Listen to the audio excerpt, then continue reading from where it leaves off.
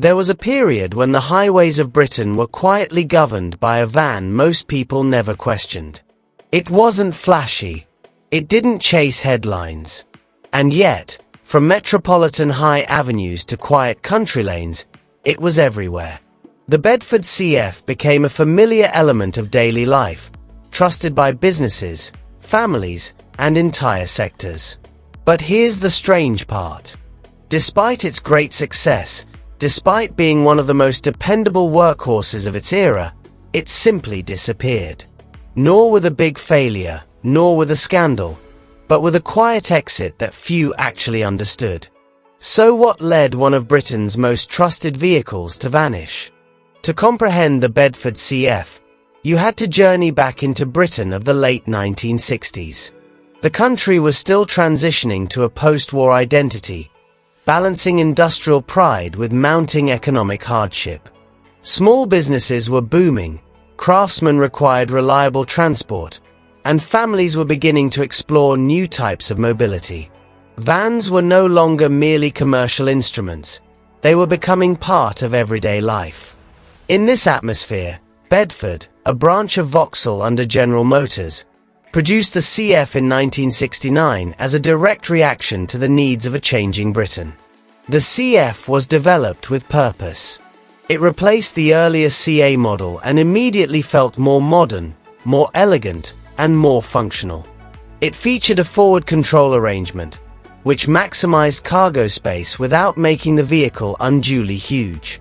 For drivers, this provided better sight and easier handling through cramped urban streets.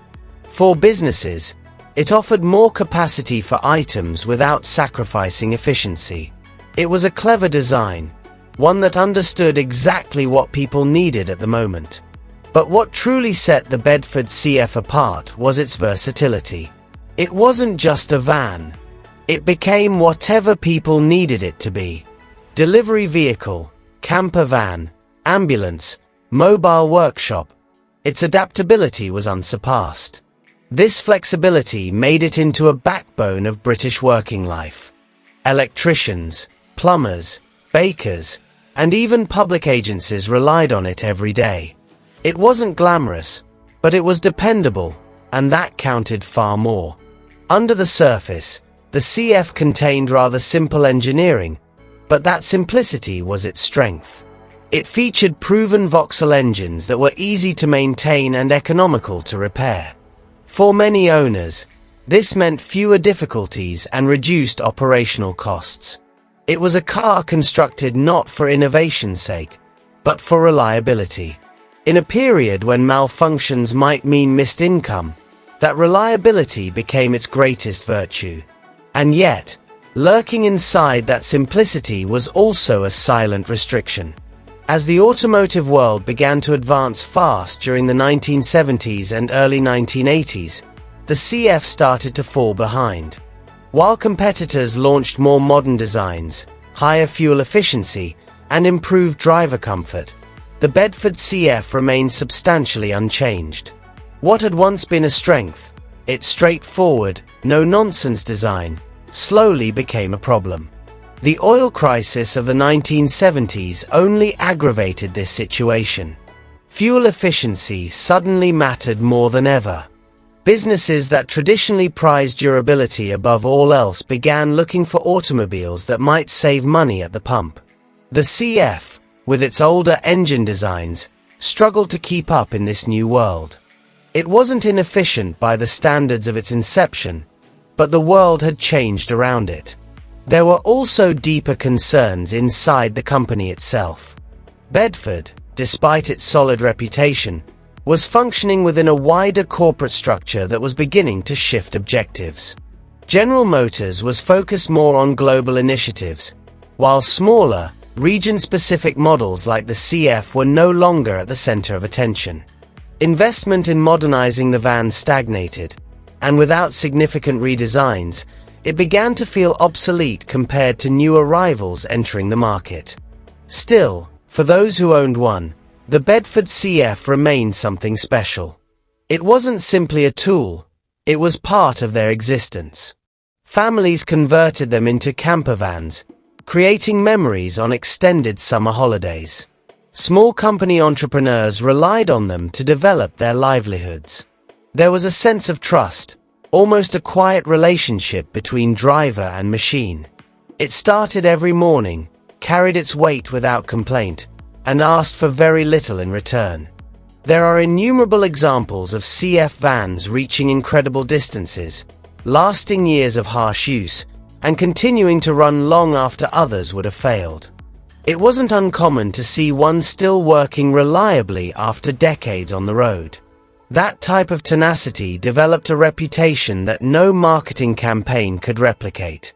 It became recognized not through marketing, but through experience. And yet, even legends face an end. By the mid-1980s, the automobile scene had transformed beyond recognition. Newer vans provided front-wheel drive layouts, higher fuel economy, improved safety, and more modern designs. The Bedford CF, despite its dedicated fan base, could no longer compete on equal terms. It wasn't a violent collapse, but rather a steady dimming. Production discreetly came to a stop in 1987, replaced by more modern alternatives that matched the new trend of the business. There was no emotional farewell. No spectacular announcement. Just a steady removal from showrooms, followed by a gradual drop on the roads. Rust took its toll on many of them, as it did with so many automobiles of that era. Others were simply worn out after years of loyal service. And as time progressed, the once common sight of a Bedford CF became increasingly unusual. What makes its narrative so intriguing is not how it failed, but how it succeeded.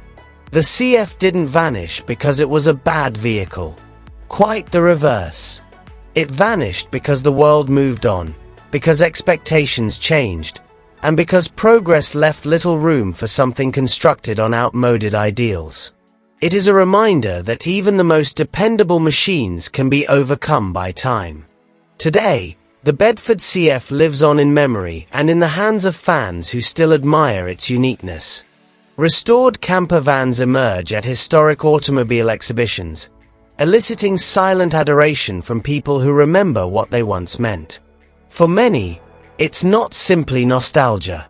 It's respect for a vehicle that accomplished exactly what it was meant to do without ever asking for praise. There's something genuinely human about that kind of legacy. The Bedford CF was never about speed or status. It was about reliability, practicality, and trust. It was there when people needed it, day after day, year after year. And perhaps that's why its removal felt so odd.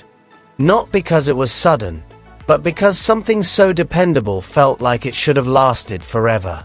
But nothing does. And maybe that's the quiet truth behind its story. The Bedford CF didn't just fade despite its success. It vanished because success, on its own, isn't always enough to survive change. If you remember these vans, or if you've ever experienced the quiet reliability of machinery like this, then you already understand why they still matter. And if you'd want to see more stories like these, recounted with the same care and regard for history, you're always welcome to follow along.